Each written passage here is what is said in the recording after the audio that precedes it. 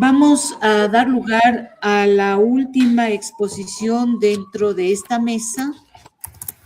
Esta vez le corresponde a Facundo Bey, del Instituto de Filosofía Ezequiel de Olazo, del INEO CIP CONICET, y miembro además del Grupo de Investigación Filosofía, Humanidades, Crisis y Desafíos Contemporáneos, adscrito a la PUSI. El tema de su disertación es el siguiente: Gadamer y la Segunda Guerra Mundial, tragedia, cultura y esperanza. Muchísimas gracias, profesora Gordillo. Estoy muy agradecido a usted y al profesor Maestre por la organización de este congreso, por la invitación y el honor de poder participar. Y del mismo modo estoy muy agradecido también a los otros participantes de la mesa.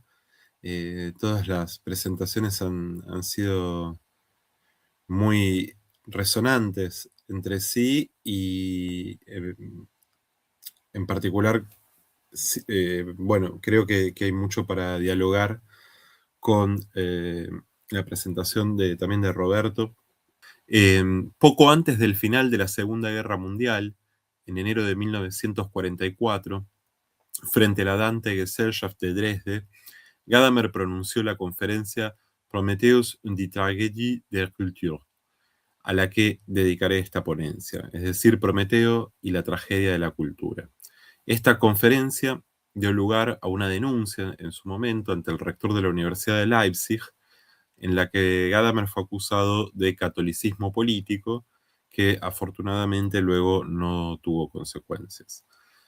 Entre marzo y abril de ese mismo año, de 1944, Gadamer repitió esta conferencia en Lisboa y fue publicada 2 años después en la revista Die Wandlung, que había sido fundada en 1945 por Karl Jaspers, Dolf Sternberger, Werner Krauss y Alfred Weber. En 1949, este mismo texto apareció finalmente, o apareció nuevamente, mejor dicho, reproducido en un Festschrift dedicado al teólogo Rudolf Bultmann en honor de su 65º cumpleaños. Ese mismo año, el texto fue republicado en su lengua original en los Anales de Filología Clásica, revista de la Facultad de Filosofía y Letras de la Universidad de Buenos Aires, y casa de estudios en la que Gadamer pronunció esa misma conferencia, pero en idioma francés, evidentemente para un público que le era más accesible el francés en Argentina en ese momento, el 17 de abril de 1949, durante su paso en el contexto del Congreso Internacional de Filosofía de Mendoza de 1949.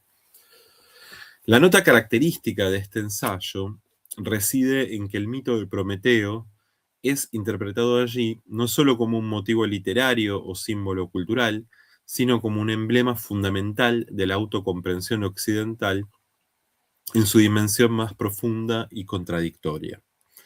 Este mito, en tanto, cito, pensamiento primordial de la humanidad, cierre de cita, revelaba el drama inherente a la afirmación cultural del ser humano. Su grandeza técnica y creadora estaba indisolublemente unida a su ibris y a la tragedia de su propia finitud.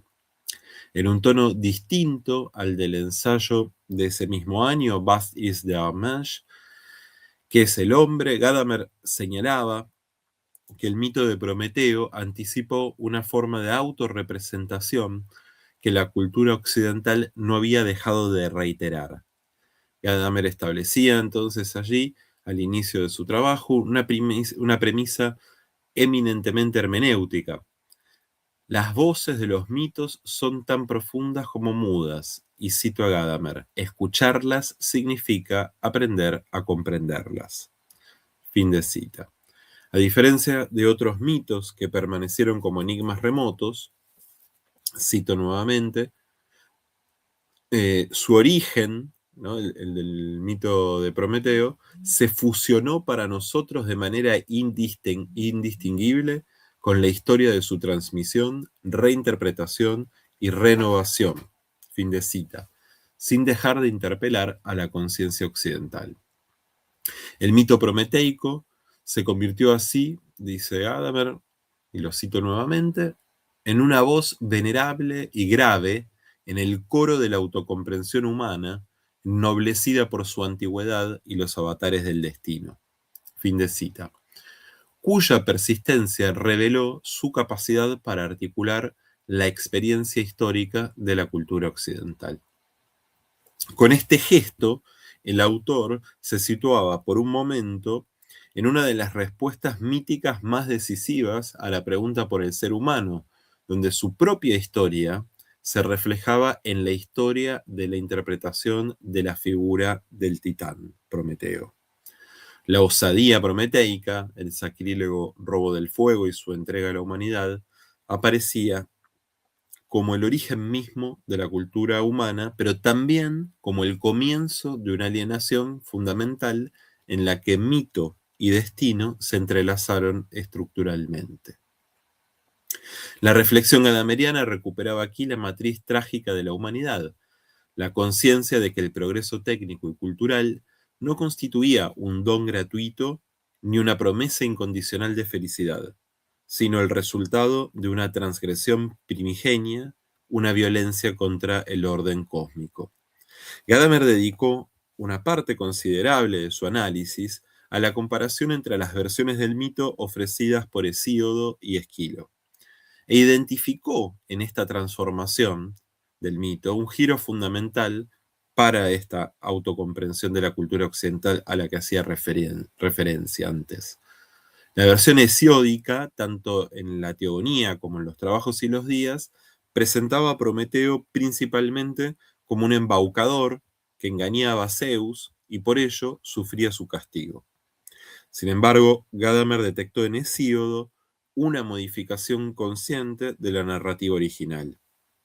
Según el autor, un análisis cuidadoso de ambas obras hesiódicas revelaba una diferencia crucial. En Trabajos y Días, Hesíodo mantenía la versión primitiva en la que Zeus es genuinamente engañado por Prometeo en el sacrificio de Mecona, lo que desataba su furia vengativa.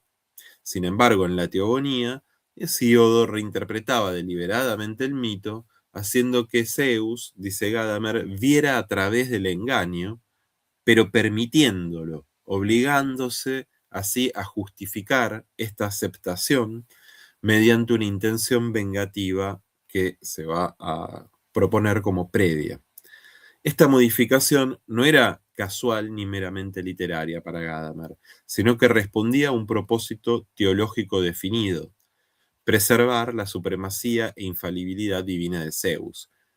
Esto resultaba tan importante para el poeta que aceptaba la inconsistencia narrativa de que Zeus permitiera conscientemente ser engañado, explicándola mediante una malevolencia divina hacia los humanos. Tal transformación, entonces, revelaba el trasfondo teológico que sustentaba la reescritura hesiódica, la consolidación de la religión olímpica centrada en un Zeus omnisciente, ¿no? A prueba de todo, a prueba de todos los posibles engaños, incluso el engaño prometeico como un engaño calculado. Esquilo, por su parte, transformó radicalmente el mito al convertir a Prometeo no solo en el ladrón del fuego, sino también en el donador de todas las artes a la humanidad. Esta ampliación del papel de Prometeo como fundador de toda cultura humana constituye para Gadamer un gesto interpretativo deliberado de Esquilo, quien desplazó el foco desde el fuego físico hacia su fundamento espiritual, la capacidad humana de despertar a lo común y proyectarse hacia el futuro mediante la adquisición de la escucha y de la previsión aprensiva, ¿no? La prometheia de Manzano, ¿no? Y también esta capacidad previsora, podría agregarse, daba el nombre a la persistencia de la autorrepresentación de Occidente en el mito de Prometeo. Podemos pasar a la siguiente diapositiva, por favor. Gracias. En este sentido, uno de los aspectos más originales del análisis gadameriano reside en su interpretación de la esperanza, que trasciende y enlaza a las generaciones como condición de posibilidad de la cultura. Contra la visión hesiódica, que consideraba la esperanza un mal por su carácter engañoso, Gadamer siguió a Esquilo para reinterpretarla como el fundamento mismo de la creación cultural, ya que, cito, permite que exista un futuro que un día ya no existirá. Fin de cita. Esta interpretación revelaba una dialéctica cardinal. La esperanza, aunque engañosa para el individuo, es verdadera para la especie. Dicha contradicción no constituía un defecto, sino la estructura insuperable de la existencia cultural. Cito a Gadamer: solo porque cada uno, esperando constantemente, tiene futuro, es que el género humano como un todo mantiene su existencia, aunque el individuo muera. Y profundizada aún más esta dialéctica al señalar que, y vuelvo a citar, la cultura existe solo donde el ser humano individual no solo o no únicamente sustenta a duras penas su vida, sino que crea para todos lo que quizás hoy todavía le esté negado disfrutar al individuo. En su esencia reside una contradicción trágica, el constante autoengaño de todos y, sin embargo, ser verdad en conjunto, ser un conocimiento para todos y, no obstante, no serlo para el individuo. Fin de cita.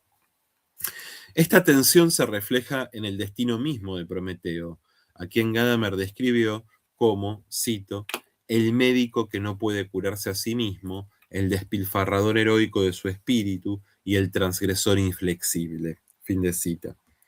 En él, los humanos se contemplan.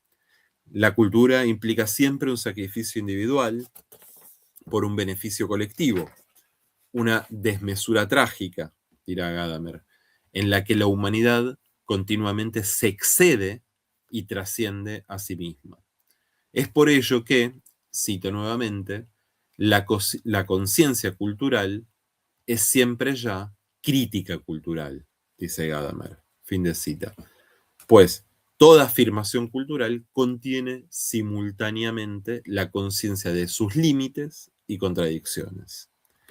Tal es la paradoja que, como señala el autor, articula toda cultura. Esta es, a un tiempo, redención colectiva y fracaso individual, realización histórica y sufrimiento ineludible que eleva a la humanidad en su totalidad.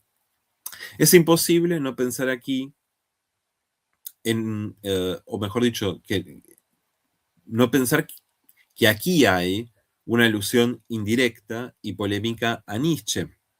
Tanto este último como Gadamer recurrieron al motivo del médico de la cultura, aunque sus perspectivas difieran. En Nietzsche designa al filósofo mismo, llamado a diagnosticar y ordenar las fuerzas vitales de su tiempo desde una función terapéutica y normativa. Gadamer, en cambio, parece retraer el gesto terapéutico del filósofo y transformarlo en un llamado a la conciencia hermenéutica de la finitud, donde comprender no equivale a sanar, sino a asumir el sufrimiento compartido implicado en la cultura. Gadamer dedicó la última parte de su ensayo a analizar cómo cada época reinterpretó el mito prometeico conforme a su propia autocomprensión. Este recorrido histórico revelaba cómo dicho mito funcionó como un espejo, volviendo a la metáfora que tomaba Roberto en su presentación, en el que cada momento cultural proyectó en Prometeo sus propias aspiraciones y temores. Gadamer repasaba así las principales reinterpretaciones alegóricas del mito. La sofística, donde Prometeo aparecía como el dador de las artes, que debían ser complementadas por la justicia y el pudor, ¿no? En Platón en particular. La cínica, que invertía la valoración y lo presentaba como un corruptor de la humanidad. La tardoantigua, donde el titán se convertía en creador del ser humano con ayuda de Minerva, la renacentista, que lo transformaba en símbolo del genio artístico, y la moderna, especialmente con Goethe y los románticos, que lo tornaban emblema de la libertad humana frente a toda autoridad. Particularmente significativa es esta última transformación que convirtió a Prometeo en símbolo anticristiano del arte y del artista, y a este último, ¿no?, al artista, a la vez, en, cito, verdadero ser humano y verdadero Dios, manifestación titánica de la fuerza productiva gracias a su imaginación. De ahí que, en una dirección que complementa mucho de lo que había afirmado en el otro de los textos que mencioné al inicio del mismo año, que es el hombre, aunque con otros matices, la tragedia de la cultura no se presentase como una mera pérdida, sino como la manifestación de un exceso constitutivo, un impulso creador que al mismo tiempo encerraba su propio límite y su propia condena. Por favor, la siguiente diapositiva. Gracias. Gadamer reforzó esta lectura trágica del etos cultural al comparar a través de Nietzsche el mito de Prometeo, concebido como el mito de nuestra cultura, dice literalmente Gadamer, con el relato bíblico de la caída, ¿no? Esta es la comparación que plantea y que lo hace, como decía, a través de Nietzsche, estableciendo una diferencia fundamental en torno al estatuto de la culpa. Si en el relato adánico, semítico, la transgresión representaba caída, cito, maldición y castigo, fin de cita, fragilidad femenina, en el mito prometeico, en cambio, significaba afirmación creadora, cito nuevamente, pecado activo, viril dignidad aria, dice Gadamer, entre comillas, sacrificio heroico y sublime por la especie, cito nuevamente, la ayuda que, pagada con sufrimiento, el ser humano se brinda a sí mismo construyendo su mundo mediante el trabajo activo. Estas son alusiones prácticamente literales al parágrafo 9 del nacimiento de la tragedia. Son prácticamente un parafraseo. Pero no se limitan a recordar las palabras de Nietzsche. Gadamer ofrece una glosa que es a la vez fiel y crítica. Mientras Nietzsche exaltaba sin reservas esta figura aria de Prometeo, emblema del genio titánico y del sacrilegio masculino, y lo caracterizaba a Prometeo, o mejor dicho, a esta figura, como el artista titánico, el gran genio, ¿no? Es una cita textual. Gadamer reproduce esas formulaciones, pero introduciendo, sin embargo, un desplazamiento sutil y decisivo a la vez. Coloca el término ario, como decía antes, entre comillas. Recordemos que estamos en 1944 en Alemania, señalando así una distancia respecto de la interpretación racial del mito. Un escrúpulo evidentemente ausente en Nietzsche y con mayor razón en los ideólogos y eruditos del nacionalsocialismo. No porque estoy haciendo una acusación acá a Nietzsche de racismo, simplemente estoy describiendo lo que es. Un pequeño gesto que podría añadirse a la cita, a esta cita, poniendo entre comillas la palabra ario, es la cita indirecta de Georg Simmel en el título de la conferencia, ¿no?, la parte de la tragedia de la cultura, o la recuperación de la figura del Homo Faber de Max Scheler, ambos pensadores descalificados y omitidos por el régimen, aunque el punto de vista de Gadamer difiera del de ellos, del de estos autores. En las páginas siguientes, Gadamer no retomó las categorías de arios y semitas, ni tampoco intentó desarrollarlas, sino que elocuentemente eligió concluir su análisis explícito de las apropiaciones modernas de este mito con el Prometeo mal encadenado de André Gide, publicado Gide, perdón, publicado en 1899. Sin embargo, hacia el final del texto, agregará que, cito, también la experiencia de la humanidad actual comienza a sentir los límites de la autoconciencia moderna. Les pido aquí la próxima diapositiva, por favor. Gracias. En este comentario, lo repito, también la experiencia de la humanidad actual comienza a sentir los límites de la autoconciencia moderna. En este comentario, desde mi punto de vista, se cifra una alusión poderosa, que difícilmente sea casual, y que apunta a probablemente a la apropiación nacionalsocialista de Nietzsche y Prometeo. Basta recordar la escultura que están viendo aquí en la diapositiva de Prometeo, que Arno Becker esculpió en 1935 y que fue una de las piezas centrales de la exposición Große Deutsche Kunstausstellung de 1937 en Múnich, obra sin duda inspirada en el comentario de Adolf Hitler en Mi lucha, en el que describió a Lario como, cito, el Prometeo de la humanidad, de cuya luminosa frente brotó en todo tiempo la chispa divina del genio, encendiendo siempre de nuevo aquel fuego que, en tanto que conocimiento, iluminó la noche de los silenciosos misterios y permitió así al ser humano ascender por el camino que lo condujo a convertirse en señor de los demás seres de esta tierra. Si se lo extinguiera, una profunda oscuridad quizás volvería a descender sobre la tierra después de apenas unos milenios. La cultura humana perecería y el mundo quedaría desolado. Fin de la cita. Entonces, ¿no? Me interesa destacar esto porque es para mí un gesto de sutil pero decisiva disidencia frente a la ultimísima reivindicación de Prometeo en Alemania, que es hitleriana. Gadamer concluía su análisis preguntándose por la vigencia del mito prometeico en la modernidad reciente, una época en la que la confianza en el progreso técnico y cultural había sido profundamente sacudida por la experiencia de la autodestrucción masiva. Les pido la siguiente diapositiva. Cito: el símbolo de Prometeo se transforma una vez más al acompañar la historia espiritual del hombre moderno.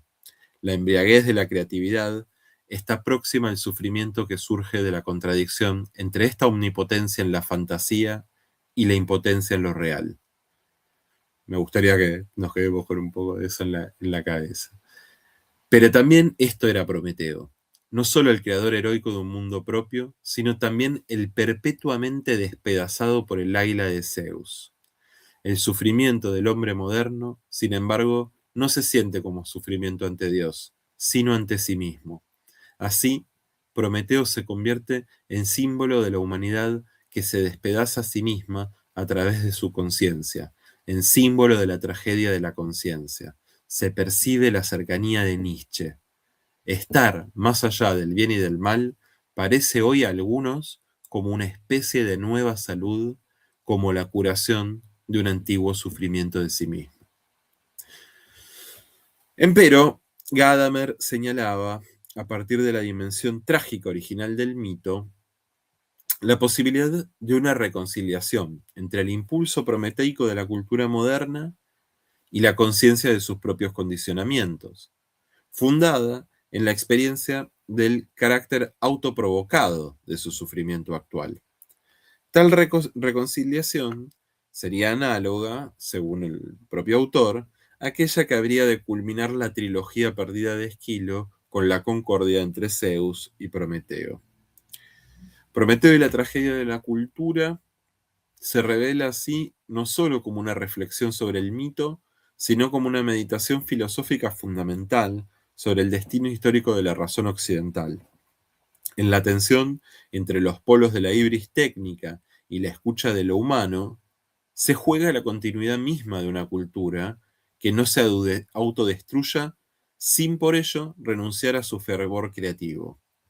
Dice Gadamer, la historia de Prometeo me parece tan inconclusa como la historia del ser humano. Fin de la cita.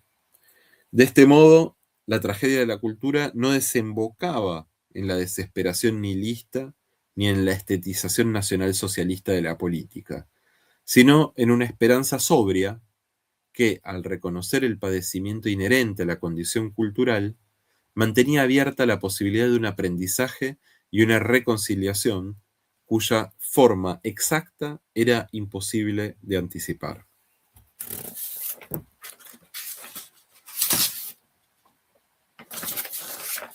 La lectura integrada de este texto, junto a otros de la misma época, como La ciencia como vocación y ¿Qué es el ser humano?, al que ya hice referencia, me he ocupado de traducir recientemente ambos textos. El primero fue publicado en la revista Endoxa y el segundo aparecerá en el próximo número de Anales del Seminario de Historia de la Filosofía. Y lo digo por si quieren acceder a ellos. Abren a un momento crítico en la formulación del pensamiento de Gadamer, ¿no? Estamos hablando del periodo 43-44, ¿no? De 1960, cuando ya aparece, se publica Verdad y Método. Un momento en el que la reflexión sobre la universidad y las formas del conocimiento, ¿no? Tema de la ciencia como vocación, conduce a un cuestionamiento radical de las condiciones de autocomprensión del ser humano occidental, tema de qué es el ser humano y de Prometeo y la tragedia de la cultura, y se distancia de todo diagnóstico que reduzca la crisis contemporánea a una mera cuestión epistemológica, económica o política. Lejos de ser estos ensayos ejercicios aislados, conforman una intervención filosófica articulada contra la razón instrumental y sus efectos nihilistas, y al mismo tiempo sentaron las bases, mejor dicho, de varias ideas principales de su obra principal, Verdad y Método, conservando su influjo hasta los últimos años de la vida de Gadamer, que fue extensa, 102 años. 1900-2002. La articulación de estos tres textos permite reconocer una constelación conceptual en torno a cuatro ejes fundamentales, ¿no? Por supuesto, no había aquí el tiempo para reponer los otros dos, pero me parece que todo será comprensible ahora. Los cuatro ejes serían la pregunta como acto, ¿no? el inicio del texto, la pregunta como acto a la vez epistemológico y existencial, que pone en suspenso lo dado y lo abre a nuevas posibilidades, junto con la reivindicación de la estructura cuestionadora como determinación ontológica del ser humano. Eso está presente en Prometeo y la tragedia de la cultura, y está presente, por supuesto, en qué es el ser humano. La crítica a la instrumentalización de la razón y del mito, en segundo lugar. En tercer lugar, la conciencia trágica como matriz de una relación no ingenua con la tradición y el porvenir. Y en cuarto lugar, la esperanza como orientación anticipatoria del comprender y apertura mediante la cual la vida se proyecta hacia un futuro nunca del todo dado. En gran medida, estas coordenadas constituyen el fundamento de lo que posteriormente se desarrolló como hermenéutica filosófica. De hecho, la hermenéutica gadameriana bien puede comprenderse como una respuesta al olvido de la finitud, entendida como condición de posibilidad de toda comprensión auténtica y también como límite frente a la ibris. Pocos años después de la Segunda Guerra Mundial, Gadamer insistió enfáticamente en la importancia de, cito, establecer de nuevo la razón de ser de la universidad, y reevaluó los retos que las nuevas condiciones imponían a la enseñanza y la investigación, especialmente el desafío de integrar, cito nuevamente, la ciencia y el saber del hombre sobre sí mismo en una unidad para propiciar un nuevo entendimiento de la humanidad consigo misma. A lo largo de las décadas, su esfuerzo crítico constante exigió no solo desmitificar el decisionismo científico y su cultura metódica de, cito a Gadamer, planificar, hacer, controlar, fin de cita, sino también los mitos de la vocación, como voz daimónica interior capaz de orientar con firmeza a los estudiantes, ¿no? Otro mito que Gadamer se ocupó de cuestionar, y el de la libre elección de la carrera profesional, ¿no? Porque todo ello lo concibió y lo puso en cuestionamiento en un contexto de una sociedad profundamente transformada. Una sociedad que es la sociedad de la crisis del capitalismo industrial, en la que la juventud debía encontrar su lugar, dice Gadamer, dentro de un sistema social, económico y productivo cada vez más funcional y burocratizado, donde le resultaba extremadamente difícil a esta juventud alcanzar cualquier tipo de, cito nuevamente, reconocimiento, satisfacción y realización a través de la propia espontaneidad. Fin de cita, ¿no? Y creo que también aquí aparecen otros lazos con las ponencias que escuchamos anteriormente. La esperanza, escribe Gadamer en 1998, cito, es una estructura fundamental de nuestra conciencia vital, sin la cual difícilmente podríamos soportar las cargas de la vida. Fin de cita. No obstante, advierte que la creciente función reguladora de la ciencia y la técnica, aunque permite al ser humano planificar y anticipar su existencia, al mismo tiempo limita, cito, su espacio de libre acción y restringe este horizonte de la esperanza, es decir, este horizonte de comprensión.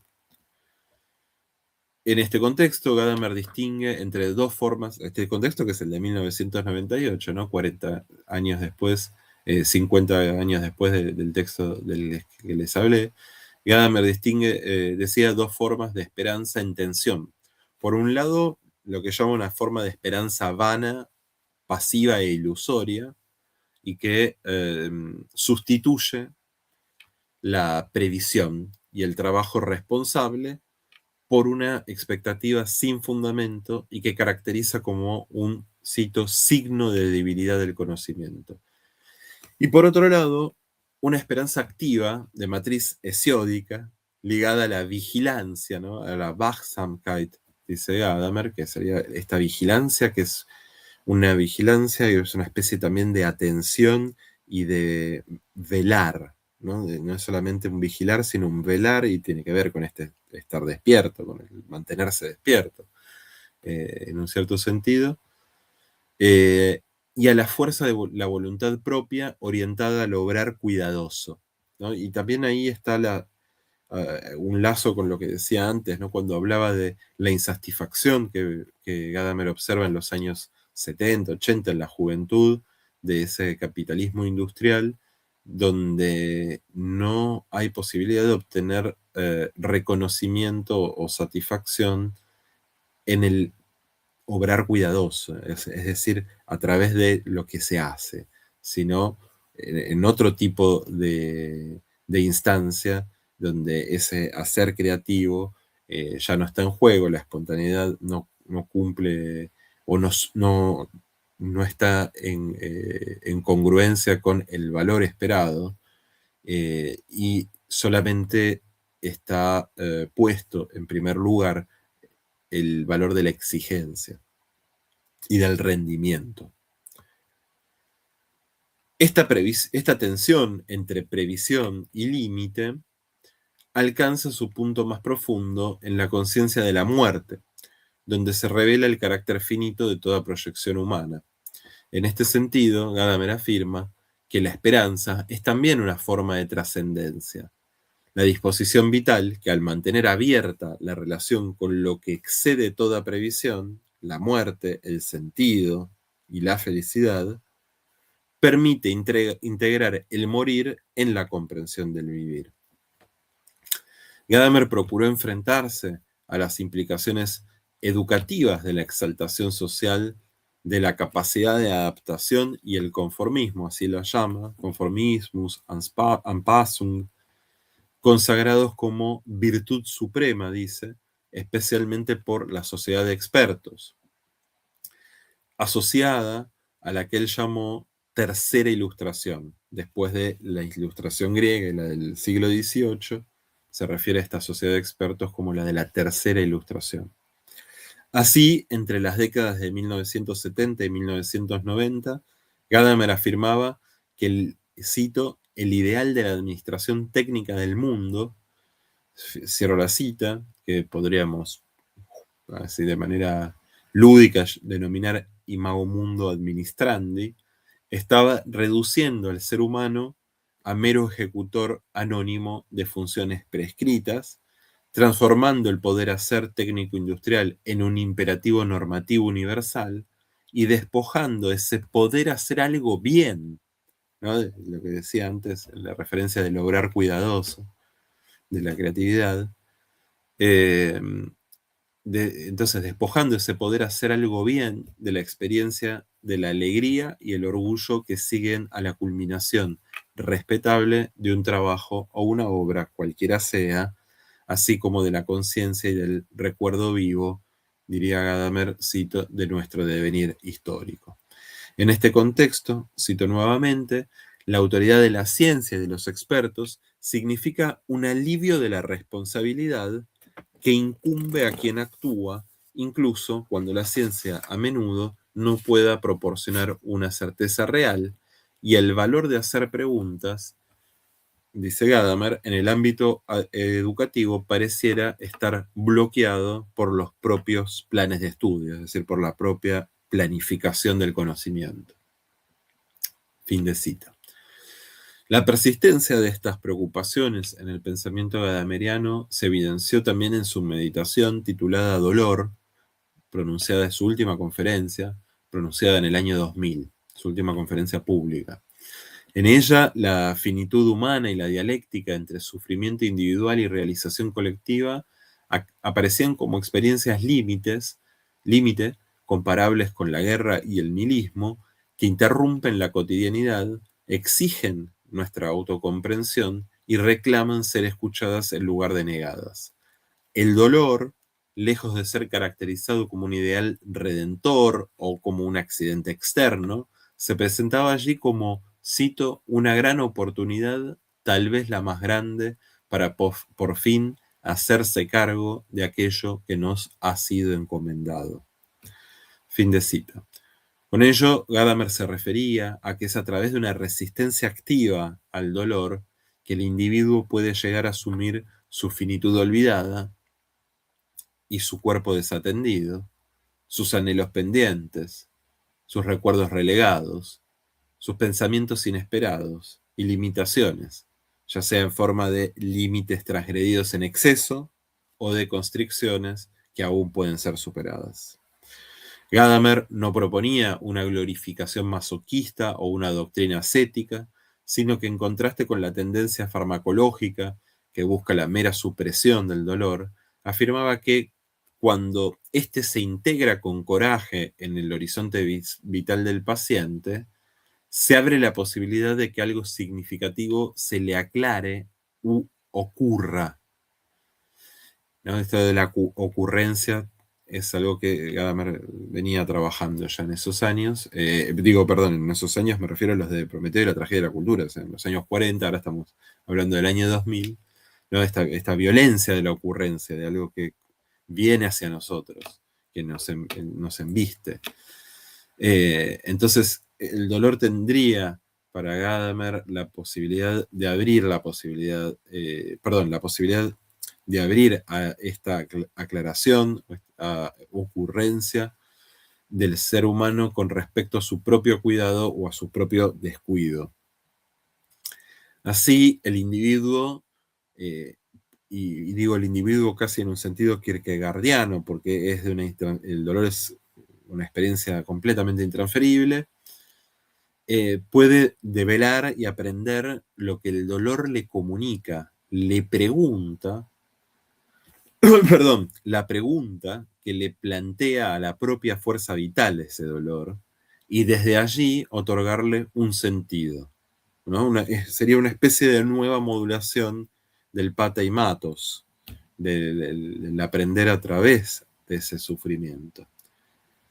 En tal modo, la conciencia trágica que el mito prometeico articulaba en el plano cultural encontraba su correlato existencial, ¿no? Gadamer vuelve a referirse a Prometeo también a sus 100 años.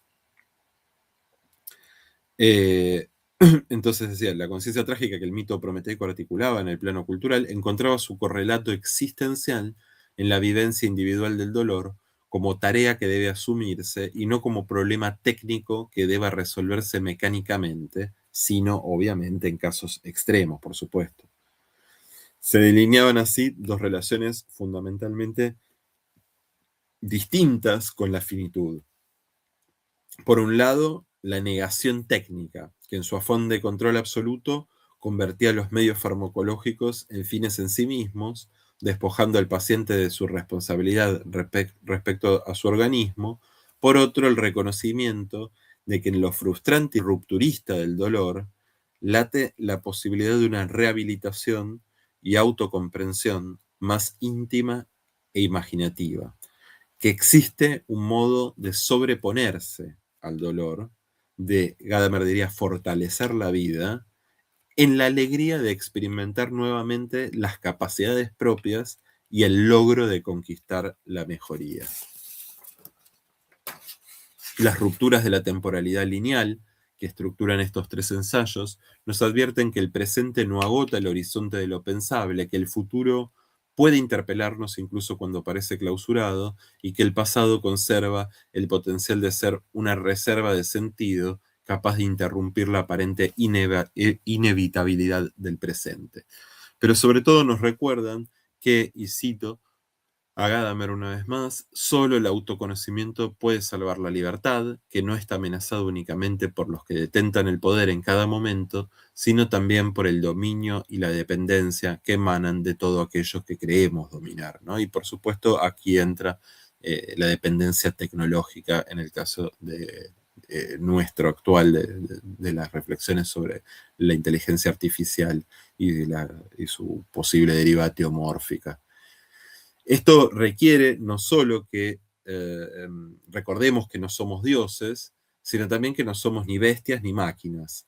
Para devenir humanos, seres cuestionadores, debemos enfrentarnos a la onerosa tarea de imaginar lo que es necesario y formular preguntas que hoy parecen imposibles.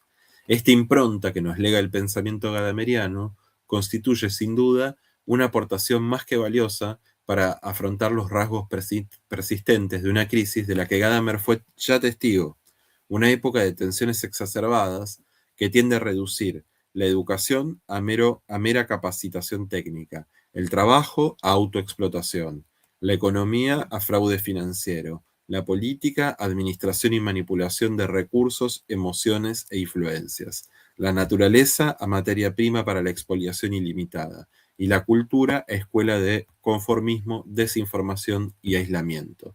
Es una invitación a que, como diría Gadamer, todos nosotros, los hijos de la Ilustración, fin de cita, elaboremos preguntas propias, escuchemos las de los otros, reconociéndolos en cuanto individuos concretos, ni seres angélicos, ni demonios incorregibles, y recordemos que en la indeterminación constitutiva del ser humano reside su dignidad como ser histórico, finito y expuesto a la necesidad de elaborar respuestas. Muchas gracias.